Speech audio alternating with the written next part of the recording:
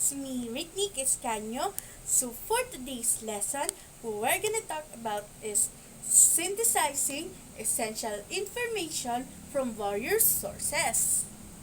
So first, I would like to ask you, during this online class setup, what is the most essential and helpful source that you're using right now? Yes, that's right. It's Google. So then now, we're gonna define what is source. So from here, source is anything that might inform a person about something, that provide knowledge to somebody. Information that could be observation, documentaries, feature, and speech, then etc. So, we have three types of sources. The first type of sources is the primary sources. The second type of sources is the secondary sources. Then the third is tertiary sources. So first, let's talk about the primary sources. When we say primary sources, it is a raw data, first-hand and witness. It is information that is before it's analyzed. Do you have any idea about the example of a primary sources? Think. Yes, that's right. So now we're gonna talk about is the secondary sources. When we say secondary sources, sources that are analyzed or interpret from the primary data. They do not refer or offer new evidence. The characteristic of a secondary sources is interpretation of information written after the event, offers review and critique.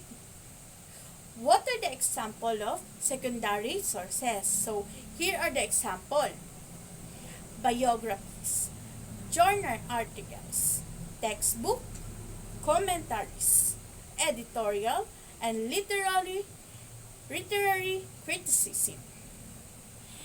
Now let's talk about tertiary sources. When we say tertiary sources, sources that comply data or particular topic.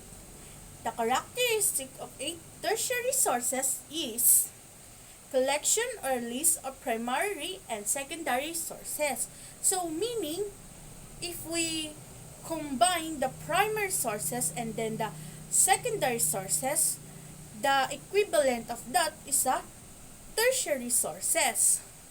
Then, reference work finding tools for sources. What are the example of tertiary sources? Dictionaries, encyclopedias, bibliography, abstract, and many more. So we have two indications of how authoritative information is. The first is the popular. The characteristic of a popular information is often based on opinion rather than evidences, may use conventional topic, does not refer to any reference or sources, and then often covers broad issues. Why do we think popular is covering a broad issues? Since all of the things are already in the internet, a lot of popular information are in the internet. So sometimes it covers up the broad problem, broad issues regarding to something such as for government and other sector. So second is the scholarly. When we say scholarly, the characteristic of it is argument based on evidence, uses academic style that follows convention, use cite sources as reference, provide deep analysis of the topic. When we say scholarly, it is often It is often produced by a researcher or professional on the subject area. Things to consider. If you want to achieve a high remarks, you should put together to make it strong and be critical, then use academic work. For second is you should identify what kind of source quality because it may help you establish a good argument. So, why should we consider the kind of source? The kind of source. Of course, if the source is primary, you have the best quality to establish an argument because since you already have those information that are fact. Third is you should also consider purpose of each source came across. You should also look for what's the purpose, why it is written. Why is the research or the information written on that source? Because maybe there's an information but the information doesn't fit your topic when you're getting a information. Fourth is you should consider if the source is relevant and if it is updated information because it may differ depending on the date of publication. Things are being different through time to time. Maybe that article or information suits to a particular time but doesn't suit our present time. So we should always consider when is the source is published. So the fifth one is consider the author or the one who produced the information. Knowing the author may help you access how reliable the source is. Why do we need to consider the information of the author? First is we should consider the author's information because we will analyze if he is capable of doing that information or giving that information. So, if he is professional on that subject area, it is considered as a reliable sources. But if it's only an opinion from someone, that the source that you get is something that it's kinda unacceptable since you can form and establish a good argument with that. Sixth one is where the source produced because it may be relevant to your research.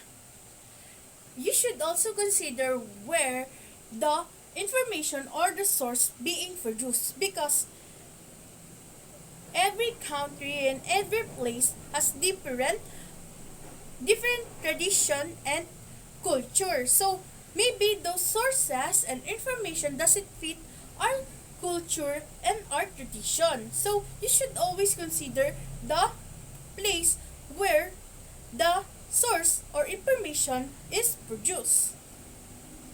So here are some exercises and questions that I want you to answer.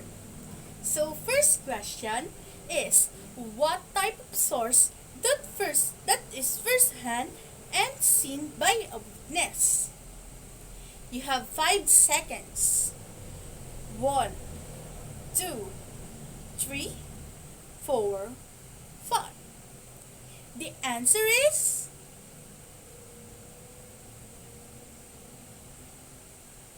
that's right. A primary source. So second question.